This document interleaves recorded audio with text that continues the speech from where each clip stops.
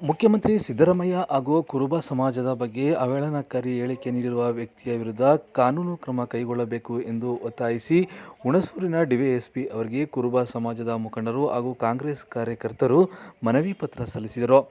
ಮಂಡ್ಯ ಜಿಲ್ಲೆಯ ಪೆನ್ನಹಟ್ಟಿ ಗ್ರಾಮದ ನಿಂಗಯ್ಯ ಅವರ ಮಗ ಕುಮಾರ್ ಎಂಬಾತ ಸಿದ್ದರಾಮಯ್ಯ ಅವರ ಬಗ್ಗೆ ಹಾಗೂ ಕುರುಬ ಸಮಾಜದ ಬಗ್ಗೆ ಅವಹೇಳನಕಾರಿ ಹೇಳಿಕೆ ನೀಡಿ ಪ್ರಚೋದನೆ ನೀಡಿದ್ದಾರೆ. ಇದರ ಬಗ್ಗೆ ಕಾನೂನು ಕ್ರಮ ಜರುಗಿಸಬೇಕು ಎಂದು ಒತ್ತಾಯಿಸಿ ಡಿವೈಎಸ್ಪಿ ಗೋಪಾಲಕೃಷ್ಣ ಅವರಿಗೆ ಮನವಿ ಪತ್ರ ಸಲ್ಲಿಸಿದರು.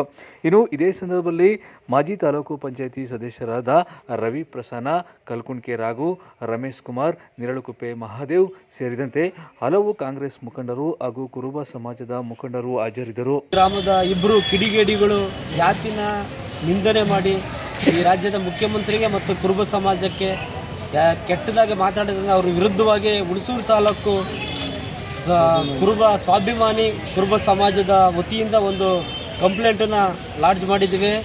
ಅವನಿಗೆ ಗಡೀಪಾರು ಮಾಡಬೇಕು ಅಂತ ನಮ್ಮ ಸಮಾಜದ ವತಿಯಿಂದ ಕೇಳ್ಕೊಂಡಿದ್ದೀವಿ. ಯಾವುದೇ ಸಮಾಜ ಅವನಿಗೆ ಗಡೀಪಾರು ಮಾಡಬೇಕು, ಕಠಿಣ ಕ್ರಮ ಕೈಗೊಳ್ಳಬೇಕು ಅಂತ ನಾವು ಇವತ್ತು ಕಂಪ್ಲೇಂಟನ್ನು ಇದು ಮಾಡಿದ್ದೀವಿ.